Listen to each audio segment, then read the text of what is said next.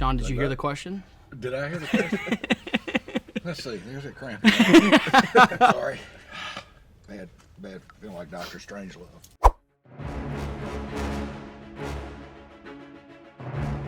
Hey, what's going on, everyone? For Clean and Simple Marketing, I'm Zach Osendorf, and you're watching The Wash. It's a show where it all comes out, and today I'm joined by John Harlin and Charlie Fisher of Reed Manufacturing. For over 40 years, John has been a part of Reed and has played an integral part in developing and maintaining relationships throughout the country. Charlie started his career in the laundry industry nearly a decade ago and recently joined Reed as the Director of Sales and Marketing. Charlie brings a wealth of industry knowledge and fresh ideas. Gentlemen, welcome to the show. Hey, Zach. Thanks for having us. Yeah, so how are you guys with spicy foods? Okay. My goal is to be better than John. Well, with that, we're going to hop right in.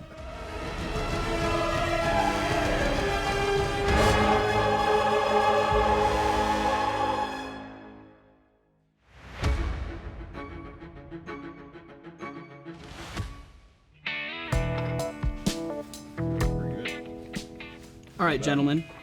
I can have a little more of this. Well, that one's Ghost Pineapple. It's a local Iowa hot sauce making company called Brown Dog Farms. So, what is it like working for Reed Manufacturing, and why do you think a different kind of company is Reed's tagline?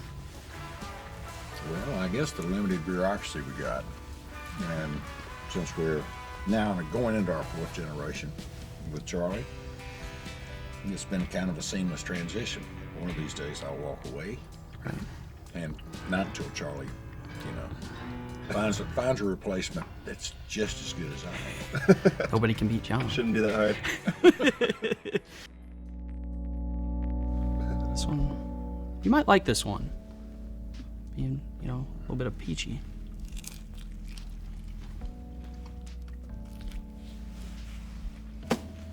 Not bad. So far, so good. So, John, I think one of your biggest strengths is being a charismatic person. Who did you get that from, or who do you model yourself after? And Charlie, who has been your biggest influence in your life? So, John, I'll have you answer first, and then Charlie will have you go. Well, I'm third generation of the family to be doing this. But one of my biggest influences was a predecessor, a guy I worked with for a few years, Francis Cummings. And Francis, when he'd walk into an account, would light up the place. But he knew everybody from the front to the back. And that's how you build relationships within companies. You've got to know everybody. You can't bypass the person in front. Right. To get to the guy who you think's important back here. Right. Everybody's important from that. And Francis taught me that. But I knew I was in trouble when he'd come up and go, "Oh, buddy." That meant he wanted me to do something. Right. And I'd gladly do it. Yeah. But when he said, "Oh, buddy," there was always an ulterior. There's always something coming. There was something coming. But he was a mentor of mine, along with a couple of others that I've worked with over the years. Fred Harris and Bruce Gill, who's now retired. But we always had a relationship. We've always been a relationship company.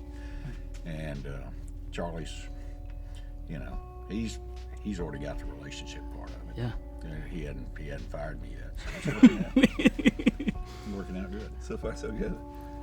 For me, I would say biggest influence would be a guy named Tim Spencer. Actually, he's when I first started in the industry, I was an outside sales rep with zero sales experience, knew nothing about sales or uniforms or anything, and was pretty much fed up with it. I was like, I'm not very good at this. I'm gonna do something different. I was living in Virginia at the time. Was ready to move back home to Michigan. And actually, ironically, he took me out one night for wings, and we had some wings and about 7 or 8 beers, and he convinced me to give him 6 months and that he would turn it around. And he did. He really taught me what it took to be successful, not just from a sales standpoint, but really getting ready for the next level of leadership and leading people. And biggest thing really that he taught me was just the customer's the most important thing, right? Figure out how to help the customer. And if your number one focus is how do you do the best thing for the customer, you'll be successful long term. If you're worried about you and your paycheck all the time, it's never going to work. And to this day, I have a lot of mentors, a lot of people I learn a lot from every single day. But Tim, when I have something hard, I go back to Tim to this day still. He's still a good friend, even though he's an Eastern Tennessee guy. But. There you go. Go Eastern Tennessee. Yeehaw. Yeehaw, let's go. So the thing I thought was really cool with both of your answers is that it's a relationship business. It is. So, seeing the different generations and stuff, that's still very important to read, and I think that's awesome. Absolutely. Well, it's one of those things. I worked under my dad, and then Dave Linden came on, and my dad had a good sense of humor. Very quiet, very calm, but he had emotion. Yep. And that meant he was pissed off, and he was thinking about what he was going to say. He never spouted off, but when we saw this, the office cleared because they didn't know who was going to get a little lecture. Yep. And it was rare that he gave a lecture. But I don't know. At his funeral, minister, that's what he did. He's good. Lit up the whole room. Everybody Because knew. Everybody Yep, knew. Everybody knew. Well, So- that's good. I mean, it's cool that the relationship business is still very much a part of Reed. So that's cool. I'll be honest, that one had more heat afterwards. Oh yeah. I'm getting a little nervous since I was the third That one, oh yeah. So this might be our hottest lineup. So kudos to you guys for coming Why on. us? Because you're the coolest people we know. Okay. So You're in sales. So John, what has a blue collar background taught you when joining the laundry industry? Well, that's pretty good. It's pretty tasty. That one's called Tequila Pino. There's a hint of tequila in it. So No, I don't know. I started out on a route, but prior to that, we had a farm. We were in a uniform rental business and a farming business, and done a lot of things. Kind of a Southern mafia thing. Yep. You always have another source of income, but I drove silage trucks. We had a dairy. I drove silage trucks with no cab, no seatbelt. Down the highway at 14 miles an hour. 14 years old. Best times of my life. Right. Then I got in a step van and recreated all the smells that I'd, and the car was invented. Yeah. the car, Model A. But no, we always had something to do, and that's that. Running a route was the 2 years I did that prior to coming to Reed. Once I went to work with Reed and had to learn the business again, and had to sit for a year. That was the longest year of my life, but you had to learn it from top to bottom. And there's stuff that I need to throw away now that I've still collected over these 40 some odd years. And but I've had a lot of fun doing this. Right, and kind of going with that, Charlie, you're from the Detroit, Ann Arbor area. That's a pretty blue collar, sort of area of the country. What did you learn when growing up? Yeah, I mean, I think going all the way, the parents is cliche, right? But my parents were both blue collar hard workers growing up, and my mom, a single mom, and she worked 2 or 3 jobs all the time to support. And I think that was always the key, right? It was never, I guess, try to outsmart anything. It's just you got to do whatever it takes to be successful, right? And they both came from nothing basically and became successful over the course of their careers. And for me as well, I would never say I'm smarter than anybody else. Maybe John, but I had a cramp. Just a little bit of it. but I think I've always outworked people in my career. And that's what's got me to the point I'm at now, and I'm nowhere near where I want to be at some point. But I've been successful and fortunate to work with good people because I feel like I'm a hard worker. I learned that from my family. Absolutely. No, I like that a lot. But you guys are probably gonna have to work a little bit harder now because our wings turned to red. This is unprecedented in the wash. We have never had 7 red wings, so welcome. Yeah, It's gonna be awesome. Glad to be a part of it. Oh, I guess it's our time. Another wing. Now, Zach, are you eating the same thing we're eating? I am, yes, 100%. Don't- I ain't bullshitting. don't- Yeah, I ain't please don't do bullshitting. that. Can't bullshit an old bullshitter is what my grandpa told me. A little hotter.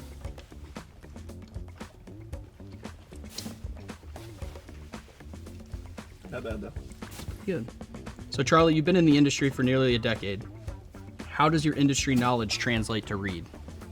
Yeah, I think that's a huge part of it. I think going through it, there's a lot of stuff that I've learned new that's completely foreign to me, but knowing really the customer piece, right? How to relate to the people that we do business with. A lot of it's I'd say 90% of our people we partner with are the laundries, and that's where I grew up and what I know the most about. So I always tell people I know more about, I tell our customers, I know more about your business than I do our business at this point, right? And I'm still learning and trying to balance that out more, but it helps me to kind of figure out how can we help the customer, how can we be a benefit to them, and what do they really care about versus, just talking about Reed or whatever. Right. So same kind of question to you, John. You've been in this industry for 40 plus years. Has it changed since when you first started out, or has it kind of you've kept the same mindset of, this is Reed, this is who we are, and we're going to continue with that? No, you got to change your mindset. I mean, we can't live, with the same garment fits. Style does play a little bit. You want to be as uniform as possible, but style does matter. Right. And it matters more now. Everybody's an expert. They got their phone, and they're doing this, and they're an expert on everything. Yep. So, no, it's refreshing to have Charlie come in, his predecessor, Dave. He still hadn't left yet. But anyway, Dave Linden, innovative on the textile side, but it's great to have experience on the laundry side coming back in, still with a better understanding of what the end user's facing. I saw the end user when I was running around. Right. So that mindset's still with me because I know there's a guy yelling to CSR, the CSR's yelling to supervisor's yelling to stockroom's yelling at the front office, and the owner's yelling at me. So, It's like, that doesn't add up. Yeah, so let's cut that chain off. Let's cut that chain off as quickly as possible. He's got a great understanding of it, coming from where he's coming from. Absolutely. So, but you got to take a deep breath, and that is getting. I was going to ask, how are we doing on a scale of 1 to 10? What's our hotness level at? Oh, I'm at 3.5, 4. I was going to say 4. All right, cool. Well, we're going to keep working up. So. Okay. All right, so here we go. So we've entered our fifth wing. What we do here is it's usually called Explain That Graham. Explain That Graham, the hot sauce is getting me. We take a deep dive into your social media, essentially. We pick a photo, and you guys have to explain it. So. All right.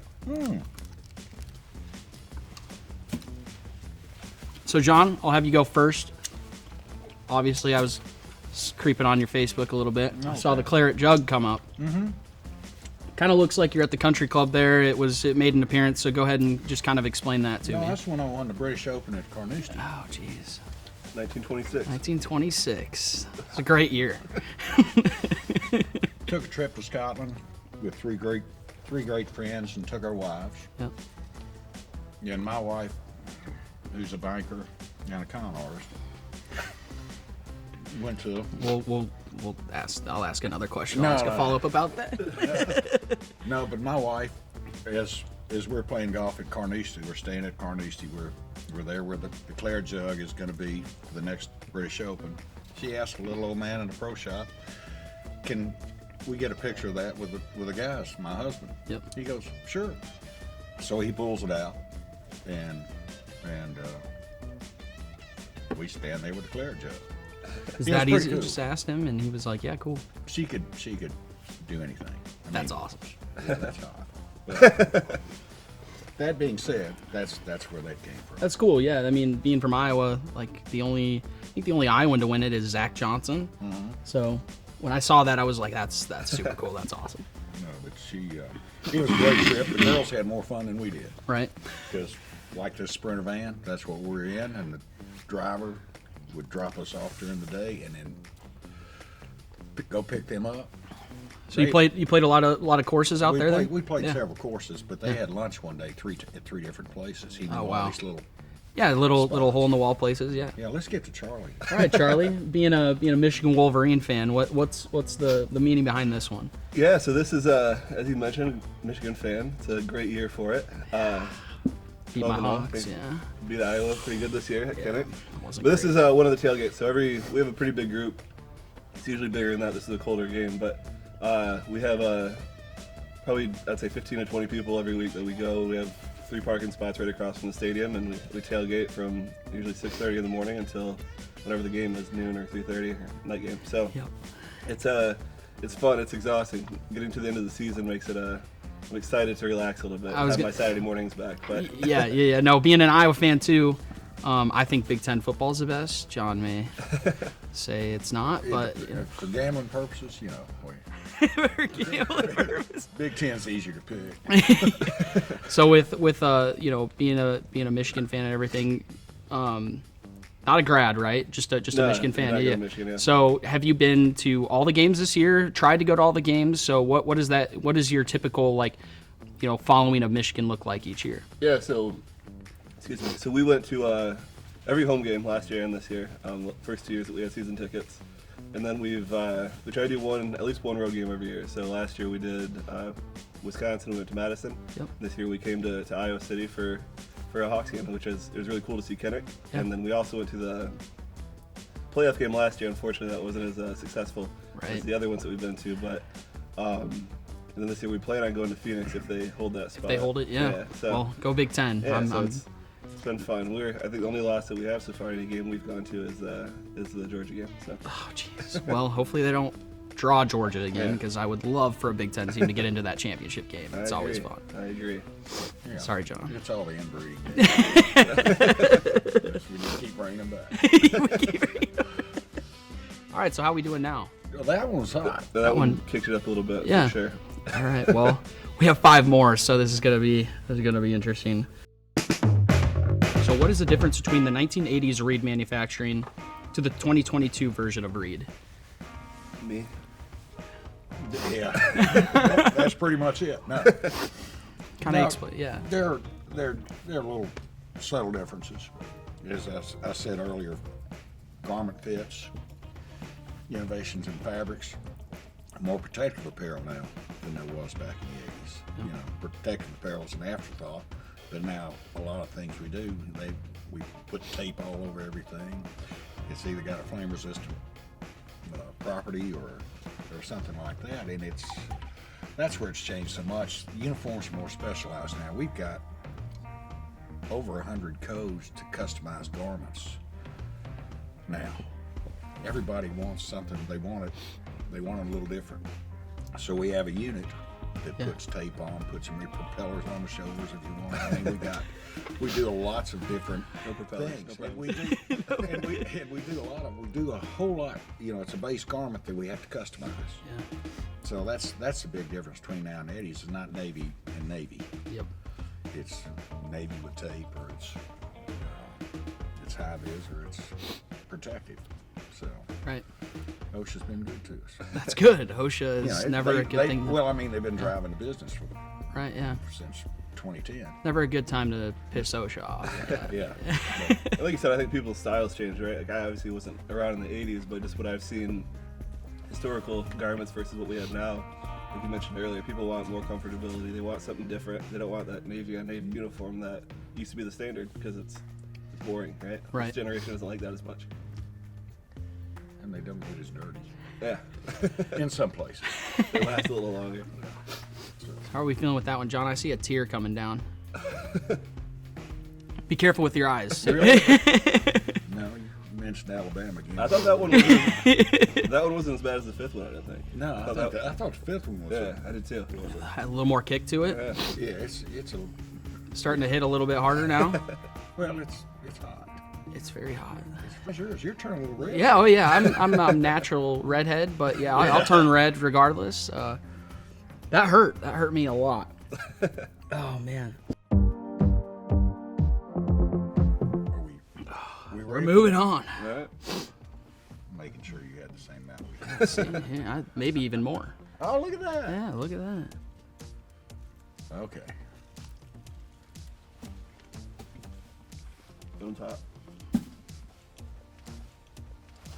So, what is one piece of advice you would give someone who wishes to be successful in this industry? Okay. I think, again, back to kind of what I said earlier, the customer piece. I think if you care more about, whether you're in a leadership position, you care more about your people, or if you're, in a sales position or a customer service position, if you're more focused on what you can do for that customer, for that employee, or for someone else, and you're as selfless as possible, I think you're naturally going to have success because the people around you or the customer base is going to make you successful. I think if you're focused on, what can you do for Charlie? Like, how can I make Charlie better or be in a better situation for Charlie? It's the selfishness is obvious, right? People see that, whether it's a customer, an employee, or a coworker. People notice that, and it's a huge piece. I think being humble and being willing to focus on people around you and not just yourself is the biggest thing. Right. John, did you hear the question? Did I hear the question? Let's see. There's a cramp. Sorry. I had bad feeling like Dr. Strangelove. You got a lot of cramps today. I don't know. I think still have some fun though. Yep. You know, it's the way that the relationship I've had with his predecessor, Dave. We picked on each other for over 25 years. I set him up early. He set me up later because he basically said he's had a lot of fun. Dave's been a lot of fun to work with. Very knowledgeable guy. He's a relationship guy too. But I hate to keep going back to relationships, but you've got to get along with who you're selling. Exactly. As my dad always said, life's too short. And if somebody was being berated in our office, customer service people or whatever, he'd say, just send it to me. He said, you can talk to me that way, but don't talk to my people. Right. Doesn't matter who you are. I don't care who you are. Right.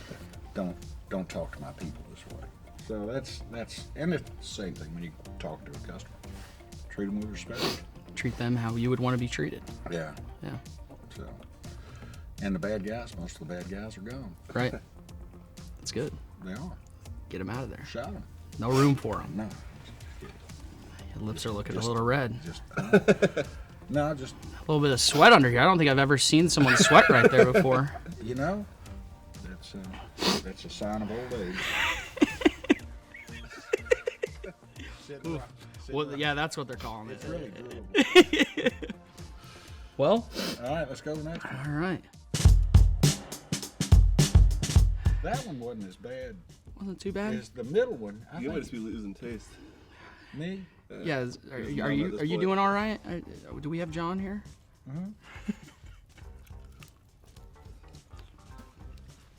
I should watch and see if you're actually taking a bite. This one might jump up and bite you a little bit here.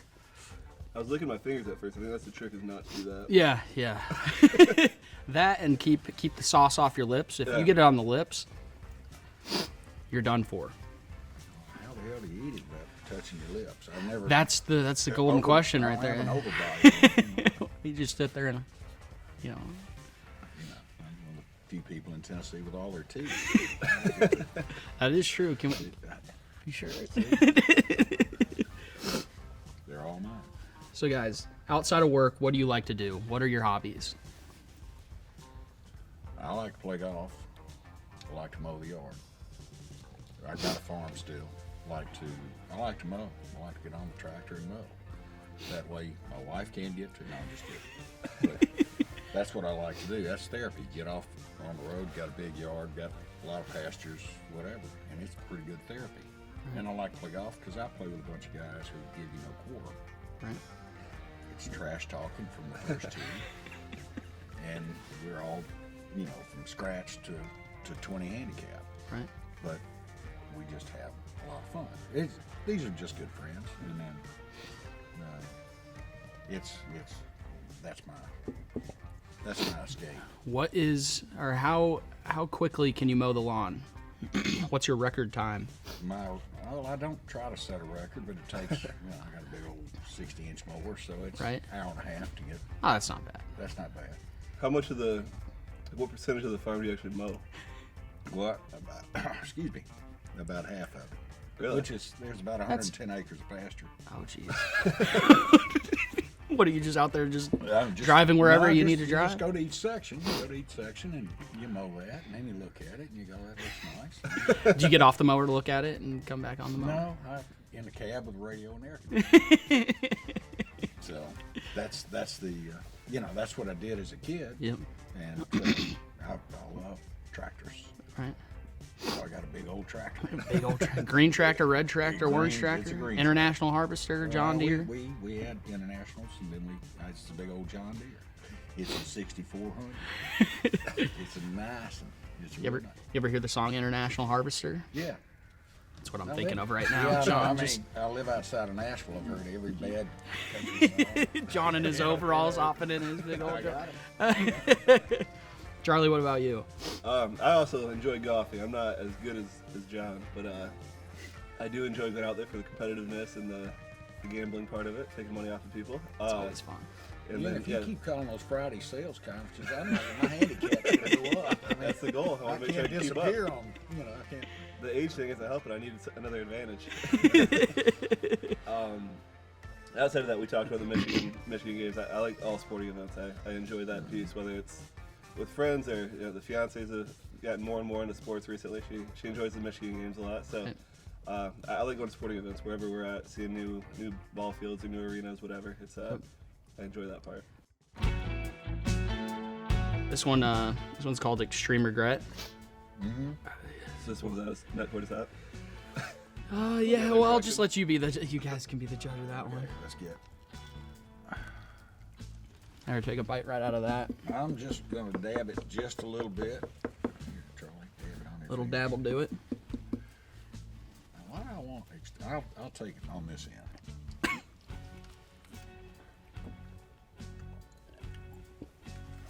Maybe take a bite out of that. No, hell no. I think that side looks a little. I'm from Tennessee, and I may look stupid. Bite that in. All right, John. How many more decades can the industry plan on having you in it? And Charlie, how many more decades are you going to allow him to do it? Honestly, as long as he's willing to give us. I joke, and it'd be impossible to replace this guy. It's a task I'm not looking forward to. Well, They didn't set me up for it when they brought me on. That'd be that big of a suck up, but to that end, I'm not leaving until Charlie finds somebody that can, when he's ready, Do the job. do the job. I mean, having somebody with experience, we were lucky to get him in, and he's following a guy who's a legend in his own mind. So we have a duty to our customers, like City, to make sure whoever follows me in is certainly an improvement. That's not, it's a low bar, but we've got to make sure that we've got the right people coming back in. Right. And they're more tech savvy, whatever. As I told some guys the other day, I'm an MS-DOS guy, or a floppy disk guy. I want to make sure everybody heard that floppy disk. Floppy right. disk. Yep. That's right. Yep. What is that? That's a function of age. So, to that end, Charlie would be able to build his own team, but I'm always going to be hanging in the background. Yep. As long as I'm allowed access. Yep. Because it's time for the next generation to move on. Right. I'm going to stick around 4 or 5 more years, though. All right. If they quit asking me every year to give me 4 or 5 more years, though, that's getting annoying. Yeah, it's decades, not 4 or 5 years. Yeah. Looking for decades. Decades. Remember, 30 more I'm years, trying right? to count to 5. So I don't know what a decade is. How you getting along over there? Great. That one's hot. I'm doing all right. Okay. So this one is the one that Colin said was. yeah, stupid. yeah, Okay, it's I real. won't ask the questions. I'll show It's real. No, you can hold it. Yeah, just don't. Yeah. Take a little sip of it. Yeah. It's Go on your on. finger. you. No. 135,600 Scoville units. How the hell they isolate it to 135,600? Why did it say 136? Math. Math. Okay. All right. All right. At least I can read. Middle Tennessee. But it's made in Kansas. Good old- Yeah. The old hot sauce capital of the Yeah, world. that's what they say, right? All right. All right. Good luck. We can cheers it. Cheers this one. Don't you touch mine. Son of a bitch, that's- So Charlie, there's a lot of tenure and built-in knowledge at Reed. What will you take from others to continue the legacy of Reed? And I'll listen. Yeah, so I think the taking what we have there, right, and figuring out how to continue to build a succession plan. That's hot. So we've done a really good job with that piece. We got on eyeshadow. So God, they keep looking at me. Here. So our previous CEO, we brought a guy in, Zeb Atkinson's our current president and CEO. And he came in with that succession plan in mind of, hey, work for a few years with Ed Nelson, and instead of just hiring somebody, randomly when there's a need. Similar with me, right, with Dave, they brought me into, oh my goodness, that's hot. It's tough. That was kind of feminine. Oh my goodness. Come on, Charlie, step it up. Charlie looks like he might cry. And with, I feel like I'm about He's to. driving me. Though. That's how big that got to be nice. That's hot, yeah. And it'll be similar with John in a decade or so when he leaves. We'll bring someone on. So I think the succession planning and having a plan in place is really biggest key to that. Whew, That is pretty hot. that was hot. It's hotter with the water. Is it? Yeah. You think? Yeah. That doesn't make any We'll let sense. you know in an hour. My nose hurts. It does. Yeah. Well, I'm just, that's hot as son of a bitch right there.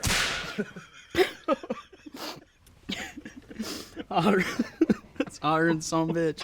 Tell you what. Oh man. All right, I'm good. Good God. All right, guys. Well, John and Charlie, you both. Oh my God. It's hot for me. See, I'm not bullshitting. It's hot. That's hot. Oh my. I feel like my nose is bleeding. Well, Is it bleeding? It's not. Your beard is. Oh shit.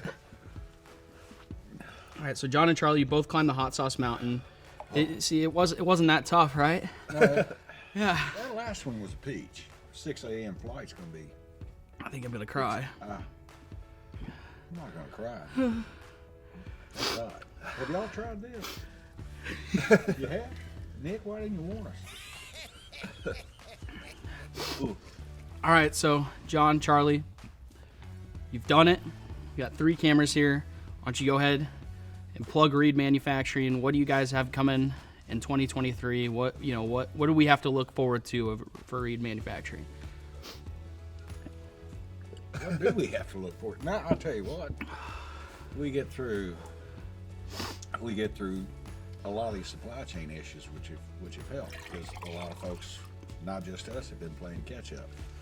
So we're looking really for a return to normalcy in the industry. And you're looking at Charlie; he's not normal. I don't think anybody's normal right now. But, no, there are minor innovations that'll be coming along with fabrics and fits. You can't. You still got to make it customer friendly, because the biggest part of our market's on the industrial laundry side, and we're not competing with you as a vendor. I'll compete with you. I'll compete with you. But I think 2023, I'm probably going to have to get on. I don't need a colonoscopy anymore. This will take care of it. But that's cool enough, man. Yeah, How you not doing? for me. Charlie gets to make his imprint starting in 2023. You know, he's sitting out there in the bullpen right now. Right. But you know, I think continued innovation, right? Common. We want to look for, ways to be first to market with some things and find, kind of what's the next thing, what's going to be exciting for the industry. So we want to look at different things and again partner with some of our great partners and figure out, what can we do to help them with their customers. Charlie, you're crying. I know. How I you touched doing? my eye. Which You was not a touched good it? Idea, Oh God. Here, let me just. yeah. Oh, that was hot. you okay? I'm good now. He's good. All right. Well, you made it. So Yeah, thank you guys. Hey. Appreciate it. Thank you. Appreciate it. Thank you. So thank you everyone for tuning into The Wash. And say nice things about Mary. I'll try. I'll try. So thank you for everyone for tuning into The Wash, where it all comes out, starring these two, Charlie and John. And if you like that, go ahead and subscribe to our YouTube channel. And that's it. So thank you guys, and we look forward to seeing you again in another episode. Thank you, Zach. So,